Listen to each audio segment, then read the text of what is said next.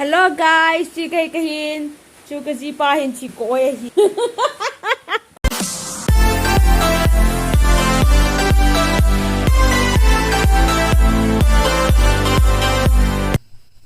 Hello guys, I'm a Spanin.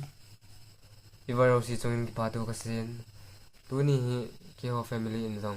Ba khat ba choi la khat in sa ding ka tivin. Mi bonga ka thim ve ti na jong hi phone. Kajino hin la sa ding ka ti ti ngin video ak fe be la sa ti ti na ki pin pin ngin. Tuni hi bat na le chai na ta bonga ken sa pi ding hin thimam thim hom na viau tin. Tung se tin like subscribe bolo like on like subscribe bolo tin ta sang sawin like bol tak Lại. ha bu ta da tu tile la zo na san pa tau tile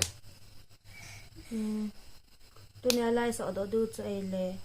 là nu này rồi xí nó sợ đó và cái nó cầm nôm thì giờ nó sao và cái nó cầm nôm cái ngày em lấy xin hi kèn thấy thì su đã gì lấy kỳ và nó giống như thông dầu lâu ý định cây nó đông lâu cái hiền dù là vang dòng bắc cái và tôi thấy lệ ý định kén bắc cái và tôi thấy lâu và hình khô nộp lại hơi bà hít tam pakai nagam no ma nay kile sakit om hin khô đầm lại cái nay sung hin pakai nang din mang chang ka ting ka phat hồi lại tranh chi dòng lên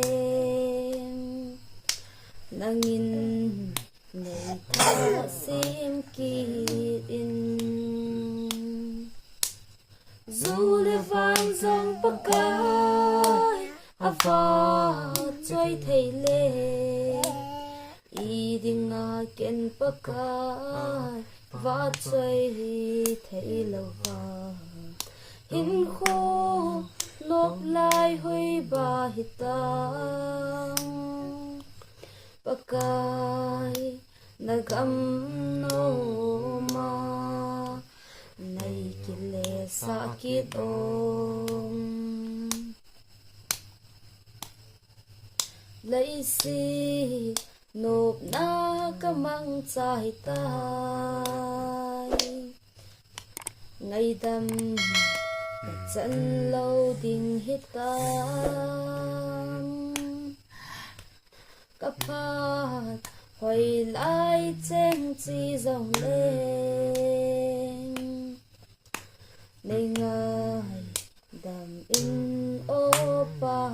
can dù lê vang dòng bắc cái và chơi thầy lê ý định kén bắc cái và chơi thầy lâu và hình khô nộp lại hơi bà hít tam bắc cái nà găm nô ma ngày kì lê xa kít ôm cái kia phải chân cho tàn tên